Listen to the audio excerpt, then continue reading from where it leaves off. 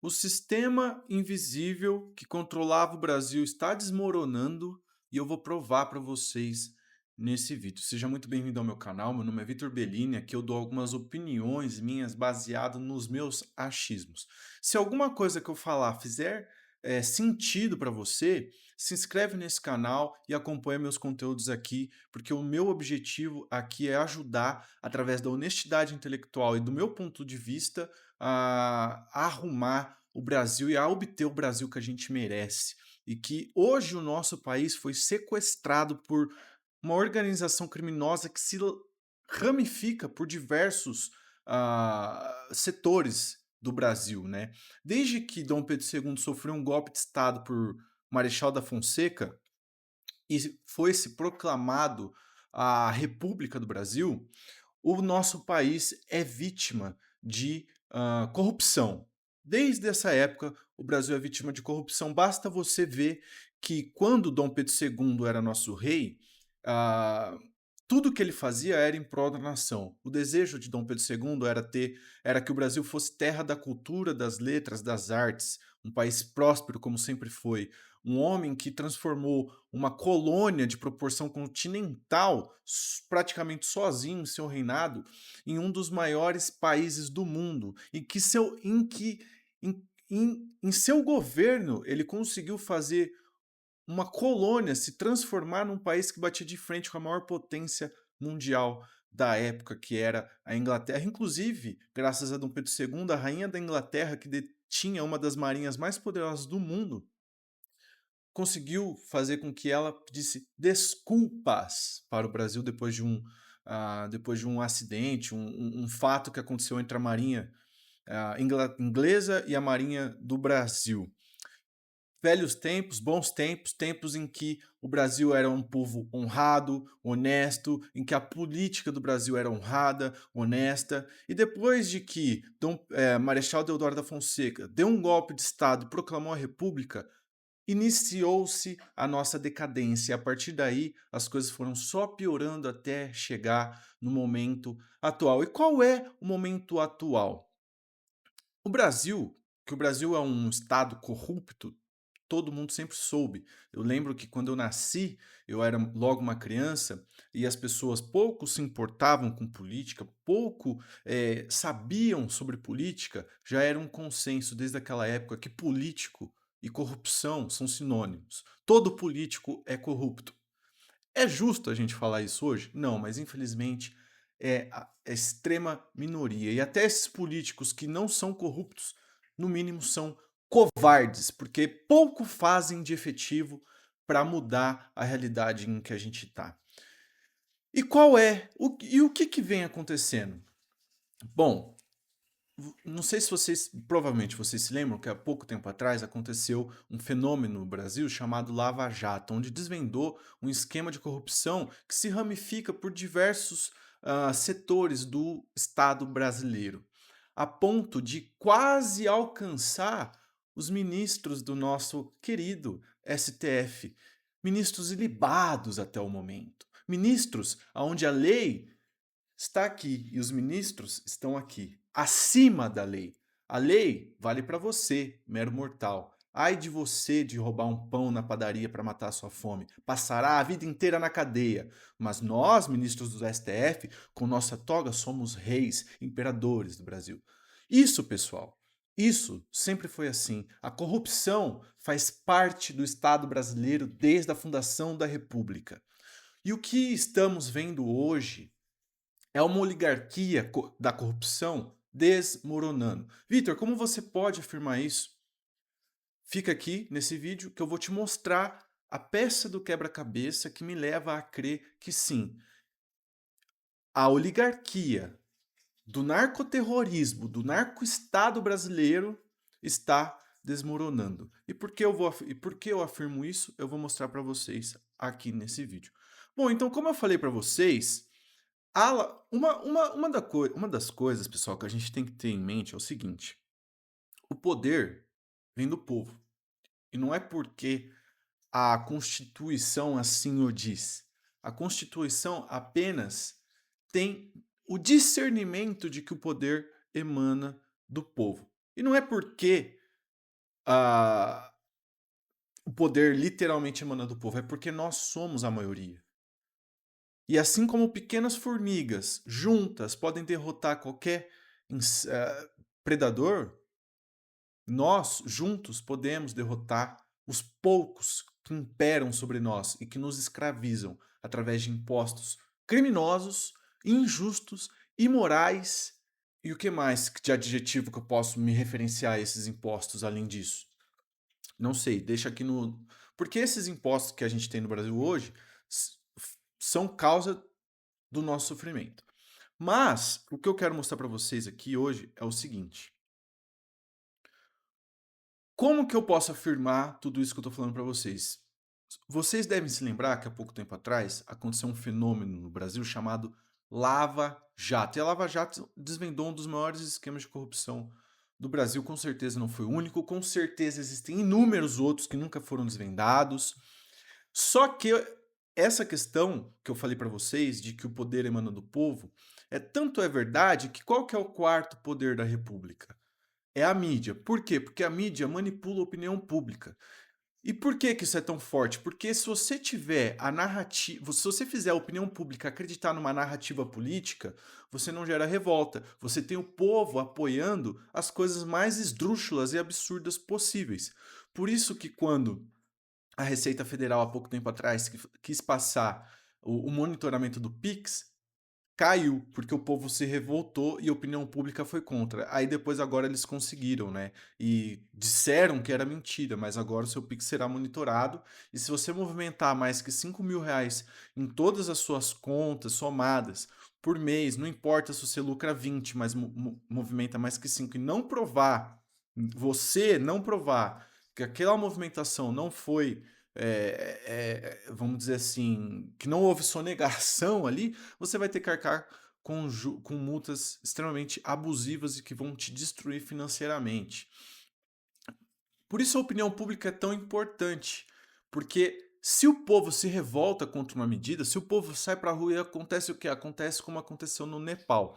Então, quando a Lava Jato começou a desvendar um dos maiores esquemas de corrupção do país, é óbvio que a opinião pública apoiou e vibrou. E o que aconteceu naquela época? Aconteceu isso que eu quero mostrar para vocês aqui. Olha só esse senhor, um senhor muito amado no Brasil, né? Veja bem o que esse senhor disse há 9 anos atrás, no ápice da Lava Jato. Vamos lá. A Lava Jato estragou tudo. Evidente que a Lava Jato não estava nos planos. Por isso que eu disse, não tem mais relevância nenhuma. Porque o plano era perfeito. Mas não combinaram com os russos. Isso é que ficou tumultuado. A Lava Jato revelou o quê? Eu disse isso. Pelas contas agora do novo orçamento da Petrobras, 6,8 bilhões destinaram-se à propina. Se um terço disso foi para o partido tem algo em torno de 2 bilhões de reais de caixa. Era fácil disputar a eleição com isso. A campanha da presidente Dilma custou 350 milhões. Por isso que eu disse, eles têm dinheiro para disputar a eleição até 2038. E deixariam os caraminguados para os demais partidos. Era uma forma fácil de se eternizar no poder. Na verdade, o que se instalou no país nesses últimos anos, está sendo revelado na Lava Jato, é um modelo de governança corrupta. Algo que merece um nome claro, de cleptocracia. Isso que se instalou. Isso é evidente. Veja o que fizeram com a Petrobras, veja o valor da Petrobras hoje. Por isso que se defende, eu falei isso, por isso que se defende com tanta força as estatais. Não é por conta de dizer que as estatais pertencem ao povo brasileiro, porque pertencem a eles. Eles tinham se tornado donos da Petrobras. Esse era o método de governança. Infelizmente, para eles, e felizmente para o Brasil, deu errado.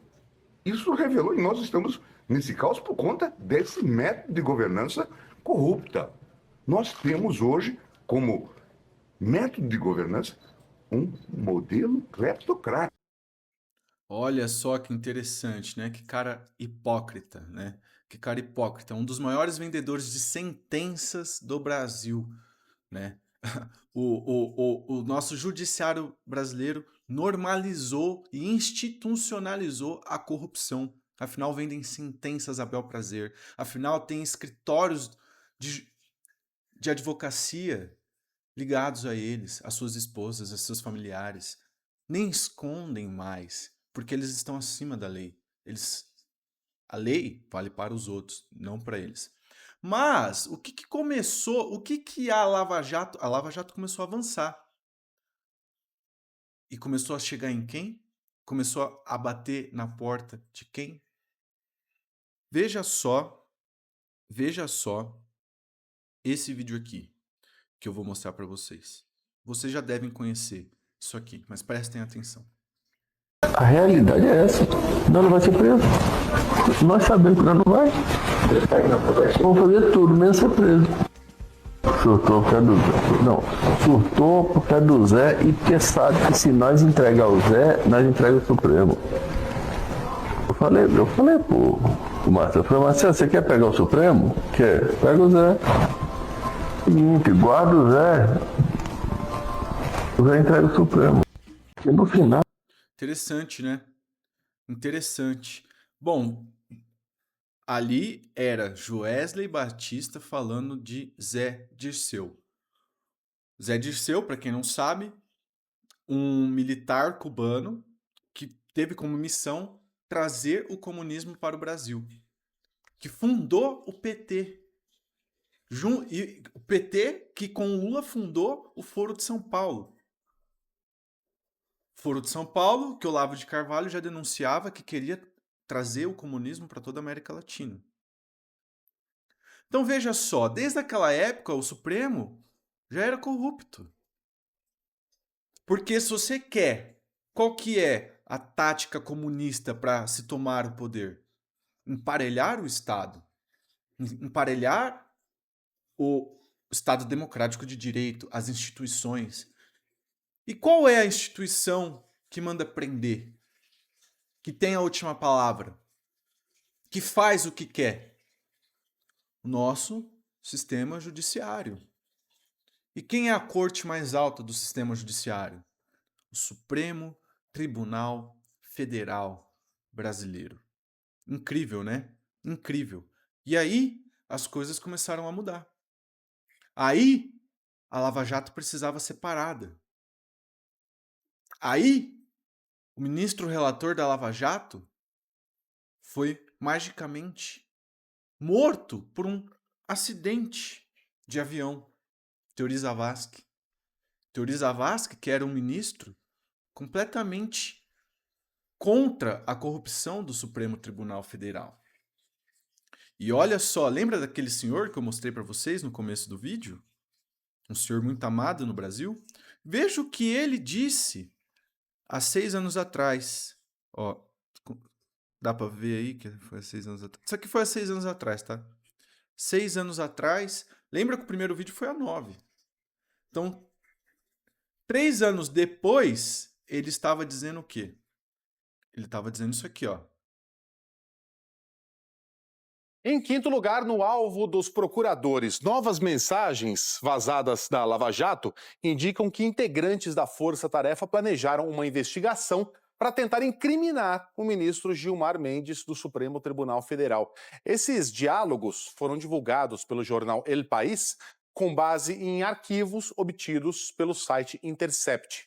As conversas sugerem que os procuradores em Curitiba, liderados por Deltan Dallagnol, discutiram coletar dados sobre o ministro no exterior para tentar afastá-lo de processos e pedir o impeachment de Gilmar. Os detalhes você confere na reportagem do Valteno Oliveira.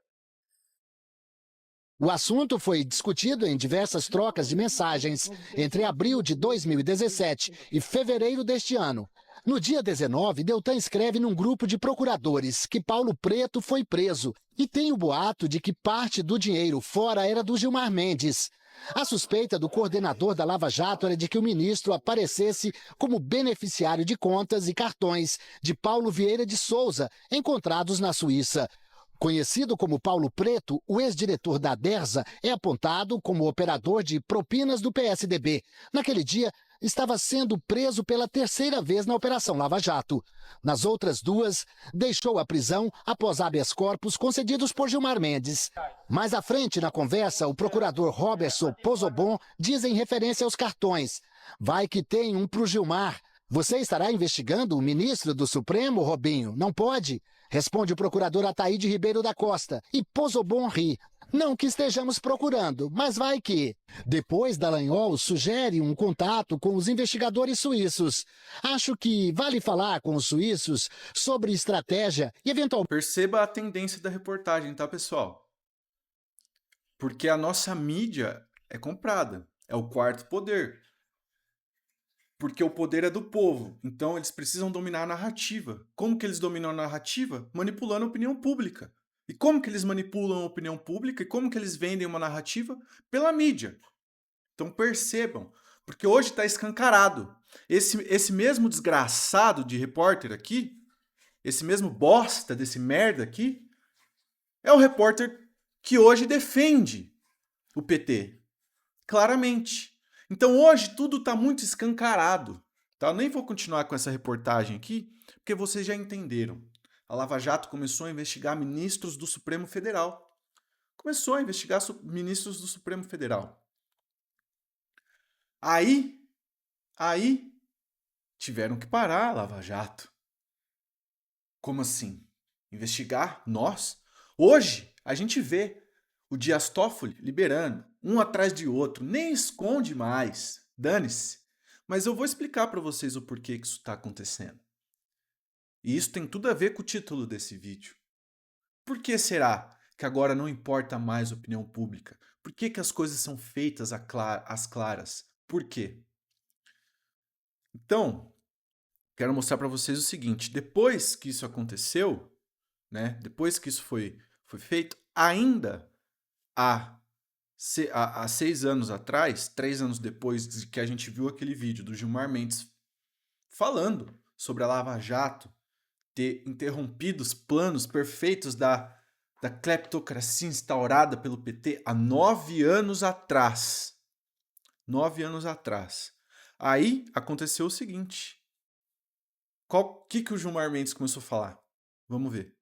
As entranhas, como esse grupo operava. Se nós olharmos a linguagem que eles utilizavam, vamos ganhar dinheiro, 400k, e coisas do tipo, e se nós olharmos a linguagem de determinadas organizações criminosas, nós não conseguimos distinguir quem é o combatente do crime e quem é o autor o partícipe de organização criminosa. Olha só, chamando a Lava Jato de organização criminosa. Um ministro investigado por corrupção pela Lava Jato. Vou nem falar aqui. Que a gente tem que fazer uma separação. O hackeamento é crime. Lembra que Janot iria assassinar esse cara. Entrou armado para matar Gilmar Mendes no STF. Por que será que o Janot queria matar esse cara? Não sei. E precisa ser punido. Agora, quem, às escondidas, praticou atos indevidos, tem que prestar conta deles. Vamos encerrar com esse ciclo de falsos heróis. Vamos reconhecer que as pessoas têm virtudes e defeitos. Bom, interessante, né? Interessante. O mesmo que estava falando antes que a Lava Jato atrapalhou os planos da cleptocracia do PT. Aí, pessoal, o que acontece? Deixa eu trazer um outro vídeo para lembrar vocês de outra declaração desse nobricíssimo senhor do STF. Veja só esse vídeo aqui. Eu queria lembrar, nesses últimos... Tá baixo, tá, pessoal? Mas não é culpa minha. O vídeo tá baixo. Não sei se para vocês tá baixo também. Aqui tá tudo no máximo. Eu vou tentar arrumar isso na edição. Nesses últimos momentos, William, que se a gente voltou, e de novo a gente tem que apelar para a memória, se a política voltou a ter autonomia, eu queria que fizessem justiça. Isso graças ao Supremo Tribunal Federal. Se hoje nós temos a eleição do presidente Lula, Isso se deveu a uma decisão do Supremo Tribunal Federal. É preciso reconhecer isso. De novo, Milan Kundera. Vamos travar a luta contra o poder absoluto. Mas vamos travar a luta contra o esquecimento, a memória contra o esquecimento. Vamos resgatar isso. Isso é fundamental. Ou seja, ele está dizendo que graças ao Supremo Tribunal Federal, aquela cleptocracia impedida pela Lava Jato e enaltecida por ele há 9 anos atrás, quando a opinião pública estava completamente favorável à Lava Jato, foi graças ao Supremo Tribunal Federal. Mas por quê? Por que que o Supremo Federal quis soltar Lula? Por quê? Bom, para entender isso, vamos ver o seguinte. Vamos ver esse vídeo aqui. Vejam com atenção. Quem soltou o Lula? O Supremo Tribunal Federal, onde não posso dar esta culpa ao ministro Fachin. Eu não posso.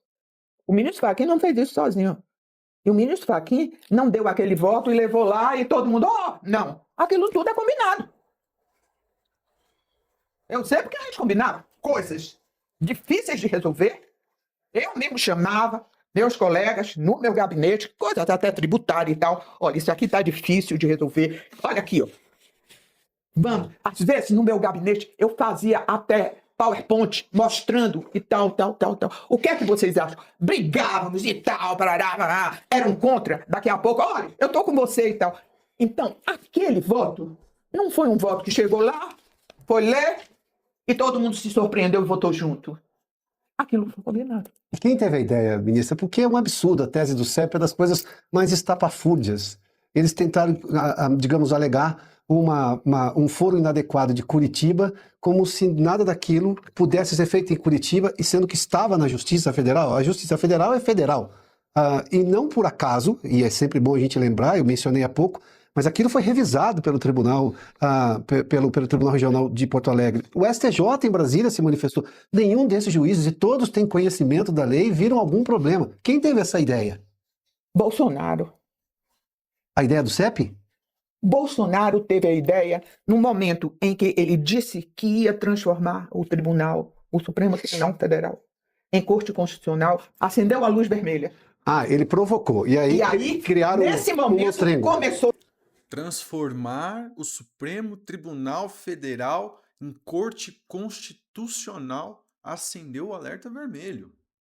Continuemos. a trabalhar uma forma disso não acontecer. Bolsonaro não pode mais ser presidente de forma alguma. Quem é que a gente vai botar? A esquerda não tinha mais ninguém. Todo mundo estava comprometido. Uhum. O que é que faz? Faz uma enquete. O único que sobrou, Lula da Silva. Mas ele está condenado. Como é que faz? E a gente já julgou uma porção de coisa dele. Como é que faz? Desmoraliza a Lava Jato.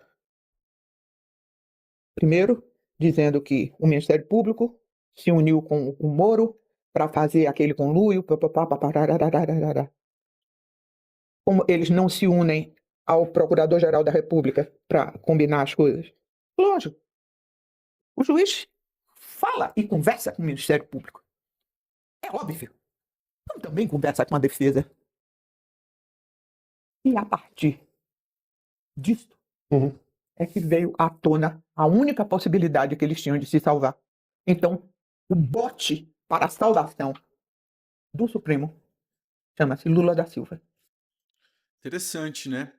Interessante. E vocês percebem como as coisas se conectam? Vocês percebem como as coisas ficam claras? E isso explica o que a gente está acontecendo hoje. Porque veja só, o Deep State brasileiro, você acha que o Deep State brasileiro gostaria de ter feito o que fizeram com o Lula? Botar ele de novo no poder? Porque, veja, o Lula está destruindo o Brasil, literalmente. E é interesse dos corruptos que mamam na teta do Estado e regozijam-se de dinheiros infinitos matar a vaca leiteira que o sustenta? Não é. Não é de interesse deles. Mas o Lula está destruindo o Brasil. Está assassinando o Brasil.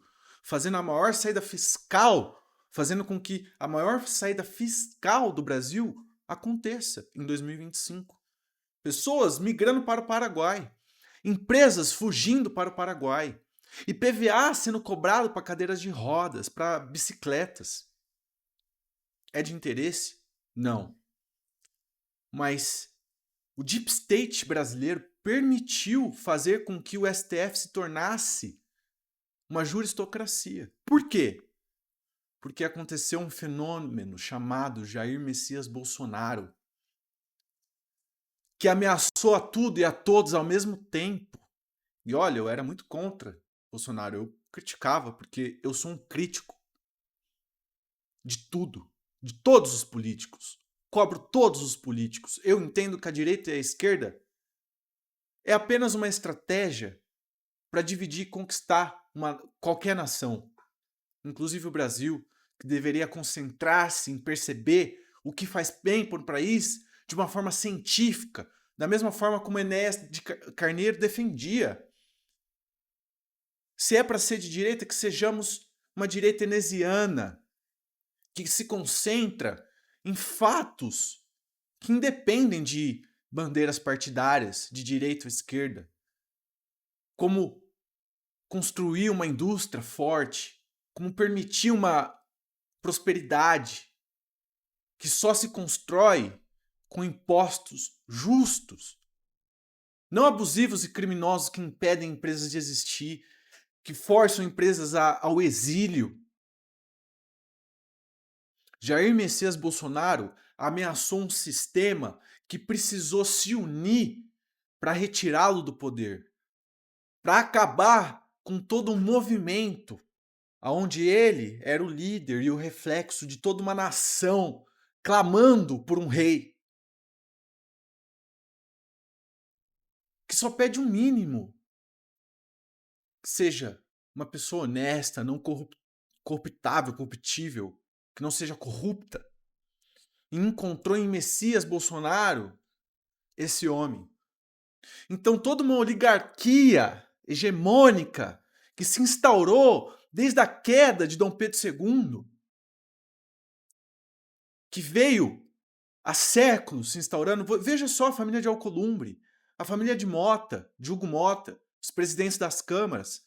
Se não é uma oligarquia hereditária, passada de pai para filho, que se perpetua no poder.